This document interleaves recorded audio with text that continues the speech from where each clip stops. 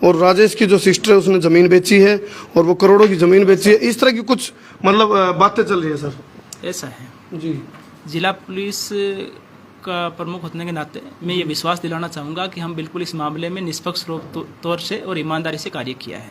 फिर भी यदि किसी व्यक्ति को ऐसा कोई उनके पास में कोई सबूत है तो वो मेरे पास जरूर लेके आए। मैं ये सुनिश्चित करूंगा कि इस मामले में निष्पक्ष तौर पे कार्रवाई उस व्यक्ति के खिलाफ हो। लेकिन जब तक कोई इस मामले में बगैर निराधार या अफवाहें ऐसी प्रकार की उड़ाना वो भी ठीक नहीं है। जी सर, थैला अंजलि के घर पे 5 का सिक्का और चप्पल राजेश के घर पे। देखिए ऐसा है, हमने आपको बताया कि इस मामले में काफी सारी बारीकियां, वो सारी चीजें जो भी शंकाएं हैं वो सारे हमने निवारण करने का प्रयास किया है। हम इस मामले का चालान फाइल करेंगे तो जितनी भी शंकाएं हैं सबका निवारण हो जाएगा। ये गला घोट करके वो भी बरामद की जा चुकी है। जो मौके पे जो ब्लड के स्टेंस मिले हैं वो भी हमने एफएसएल भेज दिए हैं। कुछ सीरोलॉजी जो रिपोर्ट आई है उससे भी उसकी भी पुष्टि होती है। जहाँ तक आपने पूछा कि कारण क्या था, जो मानने का कारण, जो बात सामने आई कि हमने इस संबंध में जो उसके ट्रीटमेंट का काफी सारे रिकॉर्ड भी हासिल किया है और हॉस्पिटल से भी इस संबंध में रिकॉर्ड हासिल किया है। एक मेडिकल बोर्ड भी हमने कॉन्स्टिट्यूट करवाया था जो एक डिटेल्ड साइकोलॉजिकल असेसमेंट रिपोर्ट तैयार करके हमें दे सके। बात ये सामने आई थी कि कुछ साइकोलॉजिकल इश्यूज हैं और उसको फिट्स ऑफ एंगर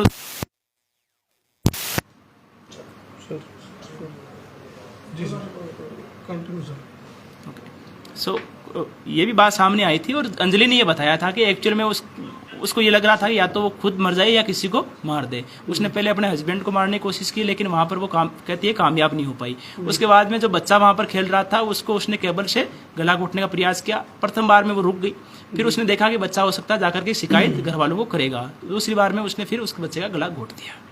सर ये किस टाइम की घटना, अभी तक जिस तरह एफएसएल की रिपोर्ट की बात करें या किस टाइम इसको अंजाम दिया गया, उसका मर्डर किस टाइम की?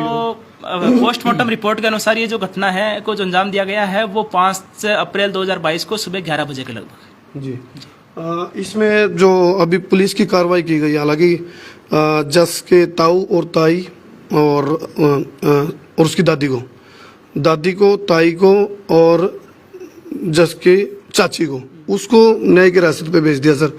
तो क्या राजेश की जो बात की जाए या अंजलि के पति की बात की जाए वो भी इसमें शामिल? देखिए, क्योंकि अभी तक तो मामला अनुसंधानाधीन है, काफी सारी रिपोर्ट अभी प्राप्त होने बकाया है, हमने इन्वेस्टिगेशन कंक्लूड नहीं की है। लेकिन अब तक की जांच में जो तथ्य सामने आए हैं उसके हिसाब से 3 की भूमिका पाई गई थी।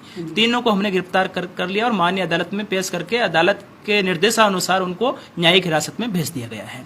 जहां रही बात राजेश की और लवली की, अभी तक उनकी इस मामले में कोई भूमिका सामने नहीं आई है, लेकिन फिर भी हमने क्लीन चिट भी नहीं दी है क्योंकि कुछ रिपोर्ट्स अवेटेड है और साथ में हमने उनके मोबाइल फोन भी है वो साइबर फोरेंसिक लैब में एग्जामिनेशन के लिए भेजे हैं, क्योंकि उनका हमने डाटा जो मोबाइल डाटा है उसका एनालिसिस भी किया है। लेकिन अगर कोई डिलीटेड डाटा है तो वो भी रिकवर हो सके और उसका भी एनालिसिस हो सके। सर जस का जो परिवार है वो संतुष्ट नहीं, वो कहने लग रहे हैं बार बार कि जब 95% क्लियर था मामला, राजेश और उसका परिवार शामिल हो गया, उसकी छत की साइड में जो छप्पर था उस पर डेड बॉडी मिल गई, उसके बाद 5% वाला मामला में कैसे एकदम हो गया, अभी सारा का सारा मामला अंजलि की तरफ घूम गया।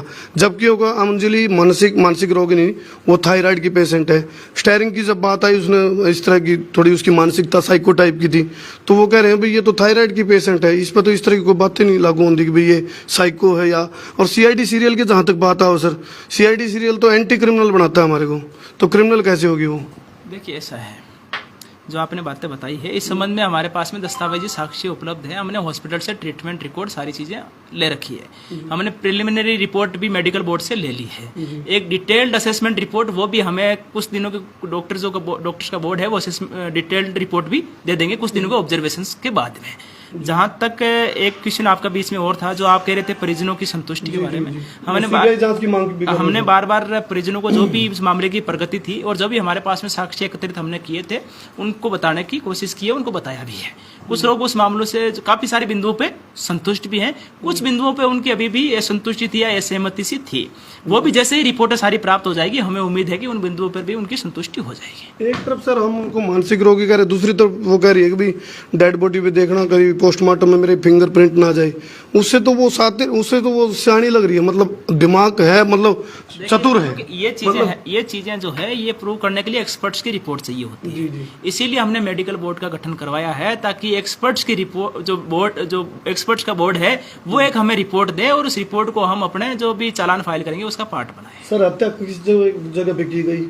जो अंजलि का घर है वहां पर हत्या की गई है, वहां पर बेड में ही जो बॉडी को रखा गया था, वहां से ब्लड स्टेन्स भी मिले हैं। वो उसका वुडन पीस हमने वहां पर FSL में भिजवाया था। सीरोलॉजी की रिपोर्ट के अनुसार जो ब्लड जो स्टेन्स मिले हैं वो ब्लड है और ह्यूमन ओरिजिन है। सर आप लोगों की रिपोर्ट के अनुसार ये था कि 3 बजे वो उसकी जो जेठानी है राजेश की पत्नी उसके घर पे गई, 4 बजे तक आप भी उस टाइम वहाँ रहे, तो आपकी मौजूदगी के बीच में वो उस घर से उस घर तक डेड बॉडी को कैसे लेके गई? आपको ये बात समझनी पड़ेगी कि जो पुलिस की जो टीम की जो सर्चेज चल रही थी वो पूरे गांव में चल रही थी। जी जी जी। जिस टाइम ये 4-1 बजे की आप जिक्र कर रहे हो उस टाइम जो सर्च है वो बाहर की फिरने की तरफ चल रही थी। उसके बाद में आसपास से कुछ घर बकाया रह गए थे। तो ये आप जो हम ये बताने की कोशिश कर रहे हैं कि पुलिस अपनी तरफ से बेस्ट एफर्ट कर रही थी कि बच्चा जहां पर भी है रिकवर हो, और सभी ग्रामवासियों का भी और आसपास के लोगों की भी दुआएं थी कि बच्चा सही सलामत बरामद हो। लेकिन क्योंकि एक बार जब डेड बॉडी रिकवर हो गई तो उसके बाद में हमारा काम यह था कि असली जो भी इस मामले में गुनाहगार है या जिनका भी रोल बनता है उनको पकड़ा जाए और उनके खिलाफ एक मजबूत मामला माननीय अदालत में पेश किया जाए। सर आप लोगों की मदद करने के लिए एक सवाल और कर रहा हूँ। जो छत है राजेश की उस पे एक चेयर है, बाकी चेयर तो बची हुई थी, एक चेयर टूटी हुई है, और ये भी सुनने में अभी उस चेयर पे खड़े होकर उसने डेड बॉडी फेंकी। अंजलि का वेट इतना नहीं वो चेयर टूट जाए। जो राजेश और उसके परिवार में उसकी जो पत्नी है राजेश की, उसका वजन अंजलि से है ज़्यादा, तो चेयर जो टूटी है और डेड बॉडी जो फेंकी गई है तो उसमें तो फैक्ट किस तरह का नोट किया होगा आप लोगों ने? ऐसा अंजलि के वेट से तो चेयर नहीं टूट सकती। मामले को जो निष्कर्ष पे पहुंचा जाता है वो समस्त तथ्यों को समग्र रूप से ध्यान में रखते हुए मामले के निष्कर्ष तक पहुंचा जाता है। कभी भी किसी भी एविडेंस का अलग अलग एक तरह से एनालिसिस नहीं होता है। हमने समस्त तथ्यों को ध्यान में रखते हुए समस्त साक्ष्यों का विश्लेषण करते हुए इस निष्कर्ष पे पहुंचे हैं। हमने एक जो सीन ऑफ क्राइम है उसको एक रिक्रिएट भी करवाया है। आरोपी को हम वहां पर लेके भी गए थे कि किस प्रकार से घटनाक्रम का अंजाम दिया गया ताकि मामले की और एक बेहतर समझ हो सके। साथ ही जितने भी जो इस मामले में जो अंजलि का घर है या धनवंती का घर है उस घर की भी आईओ ने भी मौका विजिट किया है, मैंने भी मौका मुआयना किया, और जो आपने जो भी चीजें बताई है उनको समग्र रूप से ध्यान में रखा गया है। सर आखिरी सवाल है, आपकी ईमानदारी के ऊपर तो कोई सवाल नहीं उठ रहा, लेकिन जो पुलिसिया कार्रवाई की गई है कुछ खबरें ऐसी भी चल रही हैं, हम पुष्टि नहीं करते हालांकि उन चीज़ों की, भाई पुलिस के साथ कुछ लेन देन हुआ है राजेश की फैमिली की तरफ से, और राजेश की जो सिस्टर है उसने ज़मीन बेची है और वो करोड़ों की ज़मीन बेची है, इस तरह की कुछ मतलब बातें चल रही है। सर ऐसा है जी, जिला पुलिस का प्रमुख होने के नाते मैं ये विश्वास दिलाना चाहूँगा कि हम बिल्कुल इस मामले में निष्पक्ष तौर से और ईमानदारी से कार्य किया है। फिर भी यदि किसी व्यक्ति को ऐसा कोई उनके पास में कोई सबूत है तो वो मेरे पास जरूर लेके आए। मैं ये सुनिश्चित करूंगा कि इस मामले में निष्पक्ष तौर पे कार्रवाई उस व्यक्ति के खिलाफ हो। लेकिन जब तक कोई इस मामले में बगैर निराधार या अफवाहें ऐसी प्रकार की उड़ाना वो भी ठीक नहीं है। जी सर, थैला अंजलि के घर पे, 5 का सिक्का और चप्पल राजेश के घर पे। देखिए ऐसा है, हमने आपको बताया कि इस मामले में काफी सारी बारीकियां, वो सारी चीजें जो भी शंकाएं हैं वो सारे हमने निवारण करने का प्रयास किया है। हम इस मामले का चालान फाइल करेंगे तो जितनी भी शंकाएं हैं सबका निवारण हो जाएगा। तो कौन कौन सी धाराओं के तहत किया सर अभी मुकदमा जो है वो 302, 201 और 202 IPC के तहत मामला चल रहा है। चलिए, thank you sir, thank you. तो करनाल SP गंगाराम पुनिया जी, उनसे हमने बात करी और कुछ सवाल थे जो जनता के अंदर थे उनसे हमने सवाल पूछे, और फिलहाल आप लाइव हमारे साथ जुड़ रहे हैं। हमने वो सवाल पूछने की कोशिश करी हमने हैं। अच्छा शुरू की 2 मिनट एक बार तेरा नेटवर्क लिया बैठे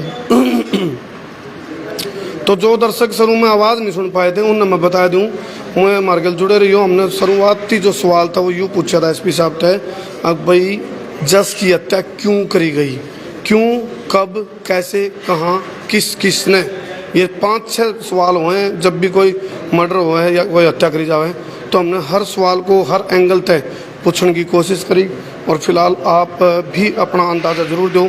जो पुलिस है, जो करनाल के पुलिस कप्तान हैं, SP हैं गंगाराम पुनिया, उन तो जो हमने सवाल करे उनके जवाब तय तो हम कितना संतुष्ट हो कमेंट करके बताइए, और तो हमने भी किए लागे इस पूरा मामला में वो ज़रूर बताइए। बहुत बहुत धन्यवाद। मैं मुतारा देसी पत्रकार कर्मू। जय हिंद, जय हरियाणा, जय जवान, जय किसान। राष्ट्र निर्माण की जानकारी के लिए ग्राउंड मीडिया चैनल को सब्सक्राइब करें और शेयर करें।